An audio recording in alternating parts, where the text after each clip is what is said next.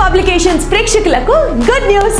తెలుగు రాష్ట్రాలలో TET DSC పుస్తకాలు ఇంకా ఆన్లైన్ క్లాసెస్ తో ప్రభంజనం సృష్టించి ఎన్నో ర్యాంకులు సాధించి రాష్ట్రంలోనే నంబర్ 1 సంస్థగా నిలిచింది ఎస్ఎన్ఎస్ పబ్లికేషన్స్. ఇప్పుడు నూతన ప్రణాళికతో మీ ముందుకు వచ్చేసింది. APDSC, SGT, school assistant all subjects offline classes మన ప్రముఖ నగరమైనటువంటి విజయవాడలో ప్రారంభించబడుతుంది. అధునాతన టెక్నాలజీతో స్టేట్ నంబర్ 1 ఫ్యాకల్టీ ఇచ్చే బోధన, 100% సిలబస్ కంప్లీట్ చేసే విధంగా క్లాసెస్ ని నిర్వహించబడును. మా ఆఫ్లైన్ కోచింగ్ ప్రత్యేకతలు: నంబర్ 1, అతి తక్కువ ఫీజుతో జాయినింగ్స్. నంబర్ 2, ఉచితంగా పుస్తకాలను అందించబడును. ప్రతిరోజు ఎగ్జామ్స్ నిర్వహించబడును.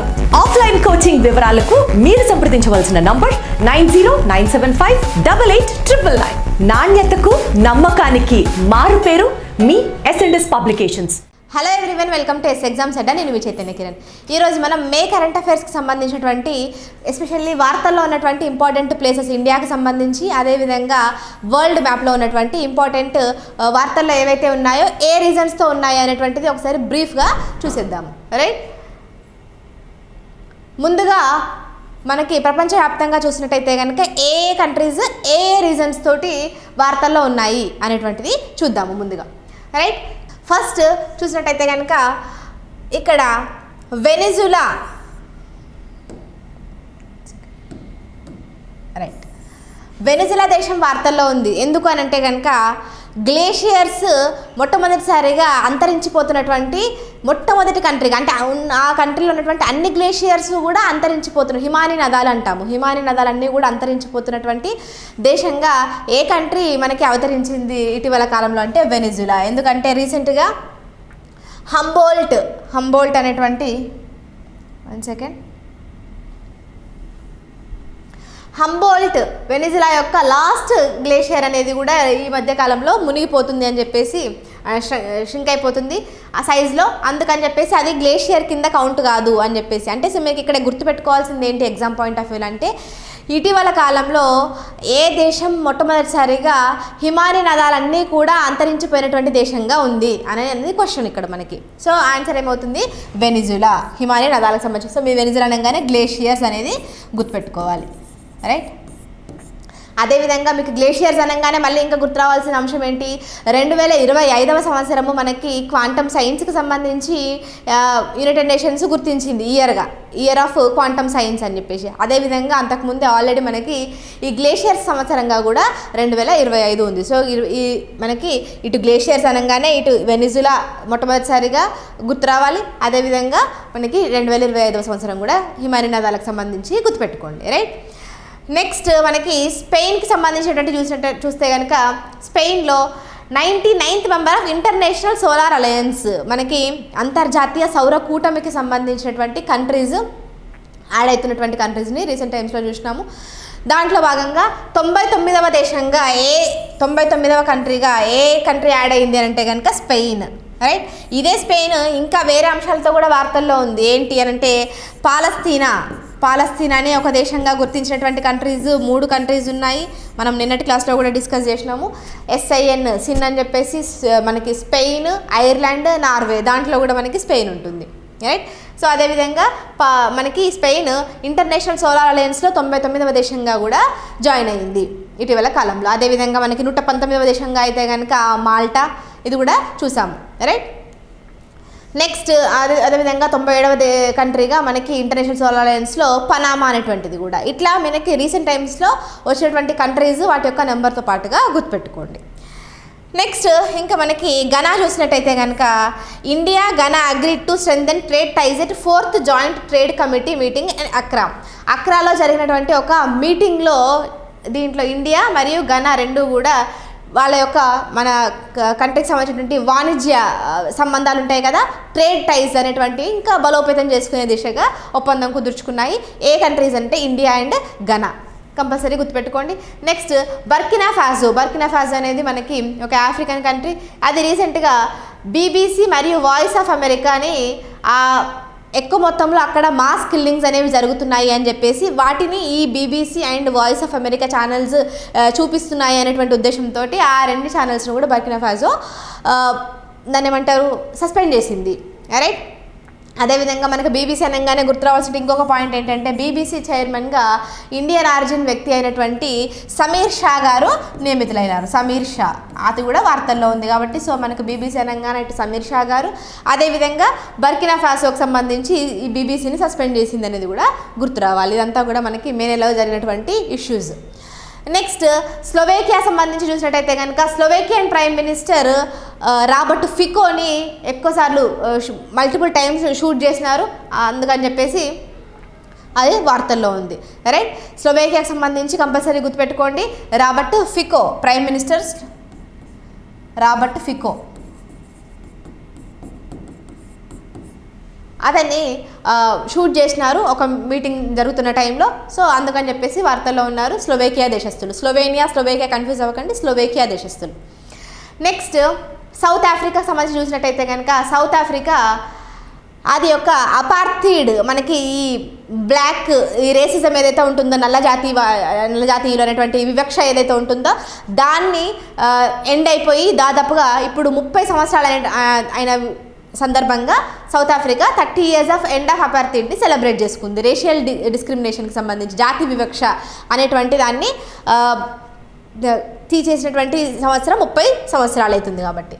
నెక్స్ట్ మనకి అబ్జర్వేటరీకి సంబంధించి ఒక SKOAO అనేటువంటి అబ్జర్వేటరీ, దాన్ని సౌత్ ఆఫ్రికాలో మొట్టమొదటిసారిగా ఫస్ట్ లైట్ని అచీవ్ చేయడం జరిగింది. దానికి సంబంధించి జస్ట్ ఒక అంశం గుర్తుపెట్టుకోండి.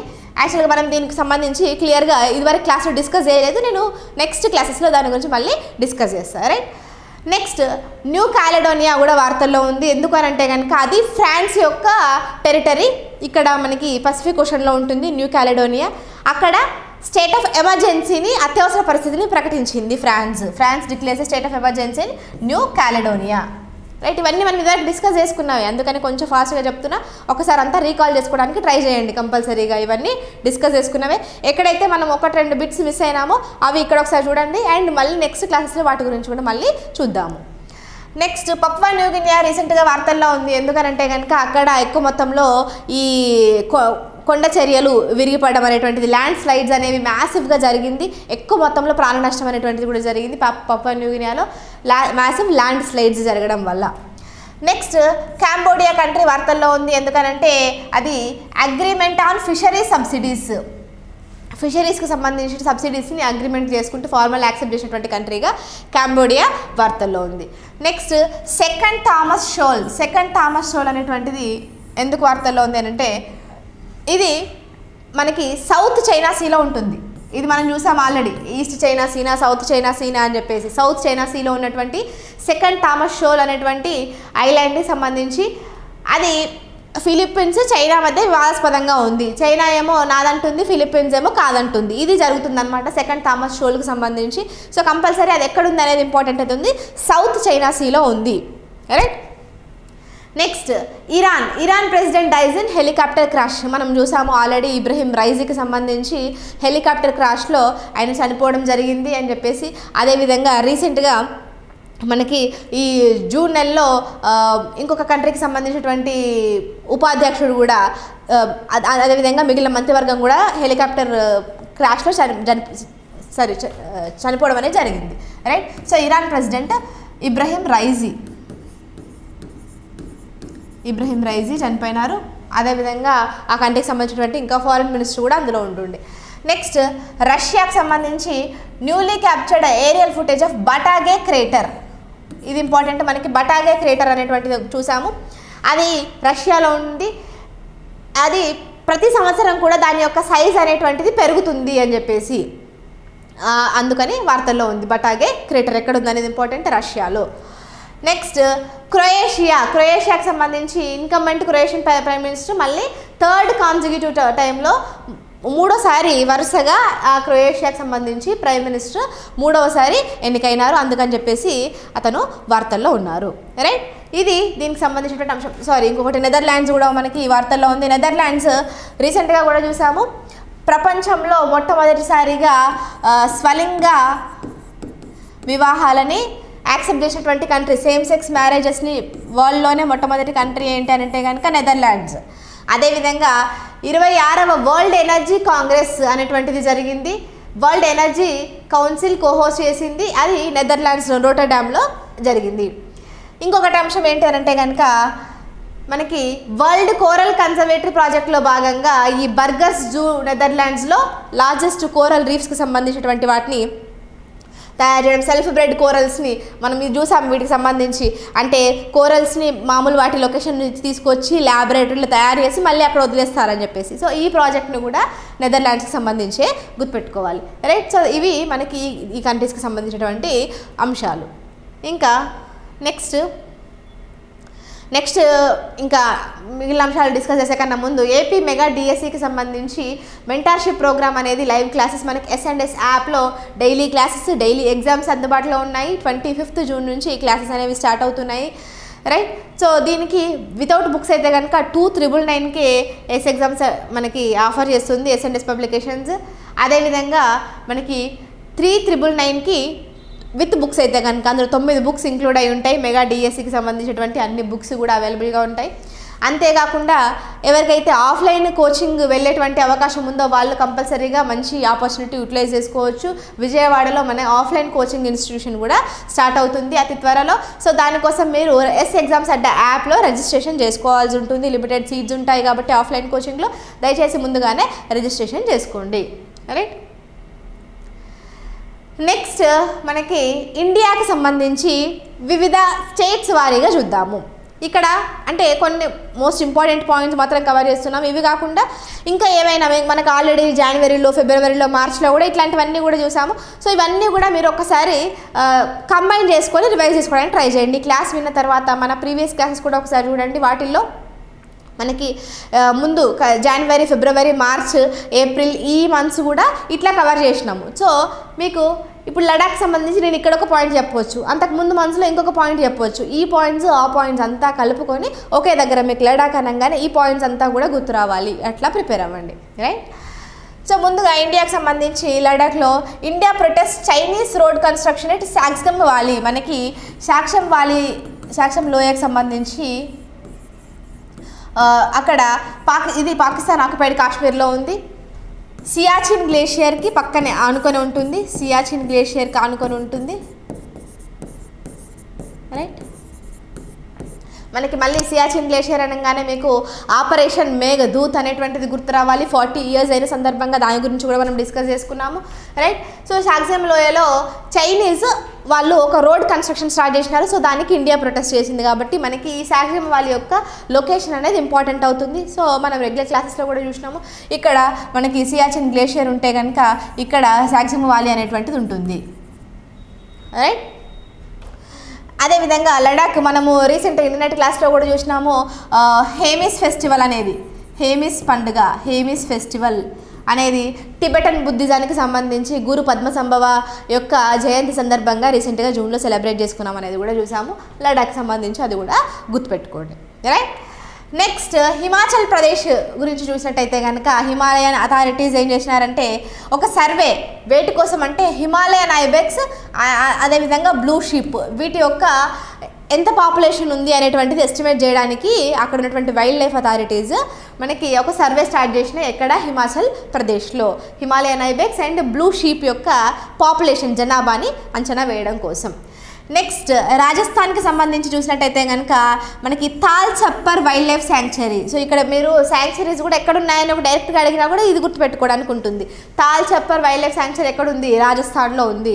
మరి అది ఎందుకు వార్తల్లో ఉంది అంటే కనుక అక్కడ గ్రీన్ లింక్స్ స్పైడర్ అనేటువంటి దాన్ని మనం చూసాము. మామూలుగా స్పైడర్స్ వెబ్ని క్రియేట్ చేసుకుంటాయి, కానీ లింక్స్ స్పైడర్స్ అనేవి వెబ్ క్రియేట్ చేసుకోవు అని చెప్పేసి. సో అట్లాంటి గ్రీన్ లింక్స్ స్పైడర్ని సైంటిస్టులు ఈ రాజస్థాన్ తాల్ చప్పర్ వైల్డ్ లైఫ్ శాంక్చురీలో కనుక్కోవడం జరిగింది, రైట్.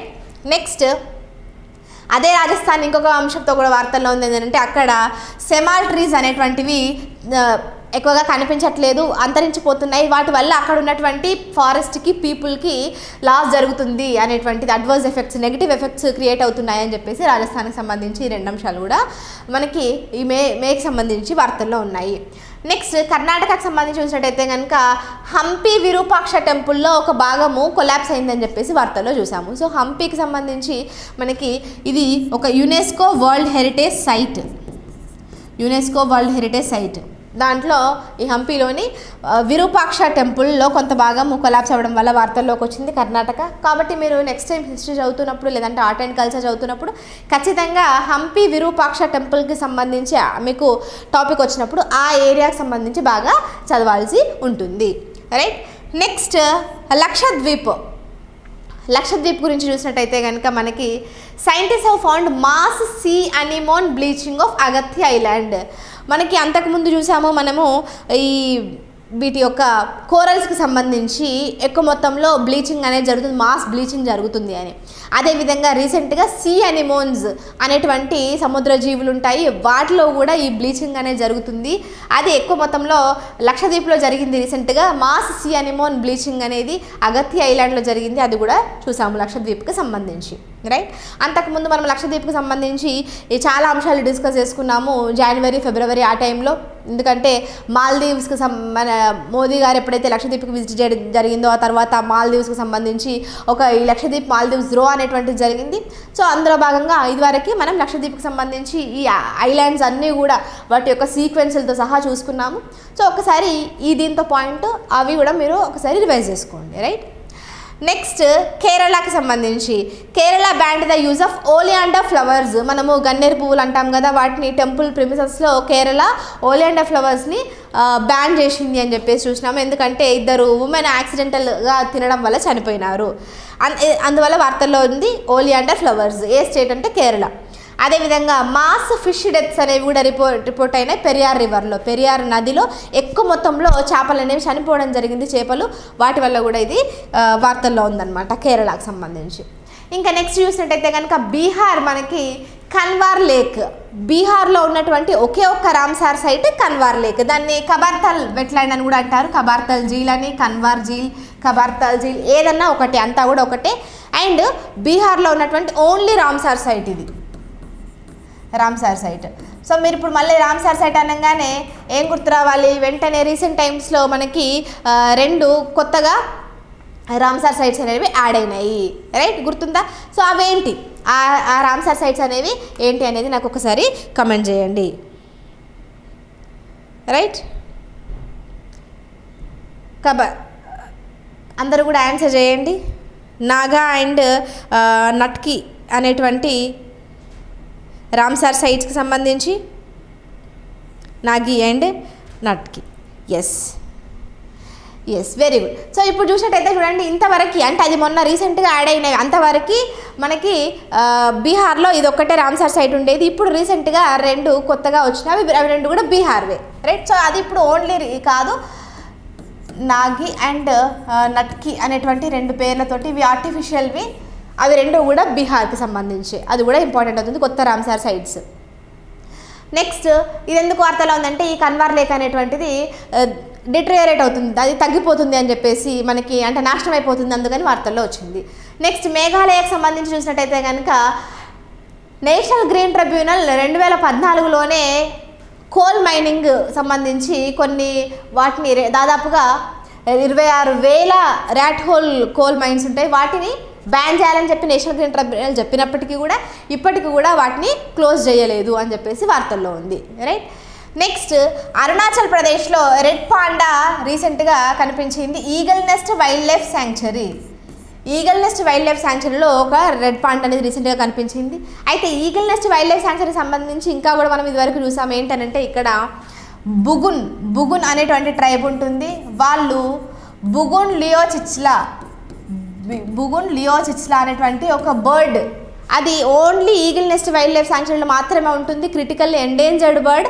ఆ బర్డ్ జాతిని కాపాడడం కోసం అని చెప్పేసి వాళ్ళు కొంత వాళ్ళ ఏరియాస్ని కూడా దీనికోసం వెచ్చించడం అనేది జరిగింది అనమాట. బుగున్ ట్రైబ్ వాళ్ళ పేరు మీద కానీ అందుకే దానికి బుగున్ లియోచిచ్లా అని పేరు కూడా పెట్టడం జరిగింది, బర్డ్. అది అరుణాచల్ ప్రదేశ్కి సంబంధించి.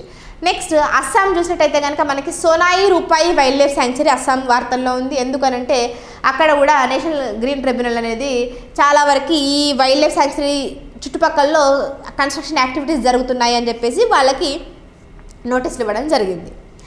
నెక్స్ట్ మిజోరాం కూడా మనకి ఎందుకు న్యూస్లో ఉంది అని అంటే అక్కడ ఒక rare hemi parasitic terrestrial plant, అంటే మనకి భూమి మీదగానే ఉంటుంది. హెమీ పారాసైటిక్ అంటే పూర్తిగా పరాన్నజీవి కాకుండా కొంతవరకు ఆహారము ఇలాంటివేమో అది సొంతంగా తయారు చేసుకోలేదు, కానీ దానికి రూట్స్ ఉంటాయి. ఇట్లా అంటే కొంతవరకు మాత్రము ఆధారపడి ఉంటుందన్నమాట, పూర్తిగా పరాన్నజీవి కాకుండా సగం అనమాట. సో అట్లా ఒక హెమీ పారాసైటిక్ ప్లాంట్ థీరోస్పెర్మమ్ లుషియారం అనేటువంటిది. ఆ లుషియారం అని ఎందుకు పేరు వచ్చిందంటే మనకి మిజోరాంలో ఉండే లుషాయి ట్రైబ్స్, లుషాయి తెగ వాళ్ళ పేరు మీదుగా మనకి లుషాయి ట్రైబ్ అనేటువంటి పేరు వచ్చింది. దాన్ని ఎక్కడ కనుక్కున్నారంటే Phawngpui national park of Mizoram. So మీరు ఇక్కడ కంపల్సరీగా ఇందులో వచ్చినటువంటి పార్క్స్ అన్నీ కూడా విత్ స్టేట్స్ గుర్తుపెట్టుకోవాలి. నేను మళ్ళీ లాస్ట్లో ఒకసారి అన్నీ కూడా ఎస్పెషల్లీ శాంక్చరీస్ వాటి యొక్క స్టేట్స్ అట్లా రివైజ్ చేస్తాను. నెక్స్ట్ ఆంధ్రప్రదేశ్ ఎందుకు వార్తల్లో ఉంది అని అంటే శ్రీలంకన్ గోల్డెన్ బ్యాక్డ్ ఫ్రాగ్, శ్రీలంకకు సంబంధించినటువంటి గోల్డెన్ బ్యాక్డ్ ఫ్రాగ్ అనేది రీసెంట్గా 200 సంవత్సరాల తరువాత మనకి కౌండిన్యా వైల్డ్ లైఫ్ శాంక్చురీ ఇది ఎక్కడుంది, ఆంధ్రప్రదేశ్లో ఉంది, దాంట్లో కనిపించింది, అందుకని ఇది వార్తల్లో ఉంది. అండ్ తమిళనాడులో మెరైన్ టార్డిగ్రేడ్కి సంబంధించి బ్యాటిలిపెస్ చంద్రయాని, చంద్రయాన్ 3 పేరు మీదుగా పెట్టారు, బ్యాటిలిపెస్ చంద్రయాని అనేటువంటిది. అది మనకి సౌత్ ఈస్ట్ కోస్ట్లో కనిపించింది. రైట్, ఇవన్నీ కూడా మేలో ఉన్నటువంటి వివిధ అంశాలతోటి వార్తల్లో ఉన్నటువంటి ప్లేసెస్. రైట్, ఒక్కసారి నేను ఫాస్ట్గా ఇది రివైజ్ చేసేటువంటి ప్రయత్నం చేస్తాను. చూడండి, నెదర్లాండ్స్కి సంబంధించి వరల్డ్ ఎనర్జీ కాంగ్రెస్ జరిగింది and world coral conservatory project Netherlands, ఇవి రెండు కూడా గుర్తుపెట్టుకోండి. అండ్ సేమ్ సెక్స్ మ్యారేజెస్ని వరల్డ్లో యాక్సెప్ట్ చేసినటువంటి ఫస్ట్ కంట్రీ. నెక్స్ట్ వెనిజులాకు సంబంధించి మనకి లాస్ట్ గ్లేషియర్స్ అన్నింటినీ కూడా హిమాలయ నదాలన్నింటినీ కోల్పోయినటువంటి ప్రపంచంలో మొట్టమొదటి దేశం వెనిజులా. స్పెయిన్ ఇంటర్నేషనల్ సోలార్ అలయన్స్లో 99వ దేశంగా జాయిన్ అయింది. ఘనాకి ఇండియాకి మధ్య ట్రేడింగ్కి సంబంధించినటువంటి టైజ్ అనేవి ఏర్పడ్డాయి. బర్కినా ఫాజో బీబీసీని వాయిస్ ఆఫ్ అమెరికాని సస్పెండ్ చేసింది.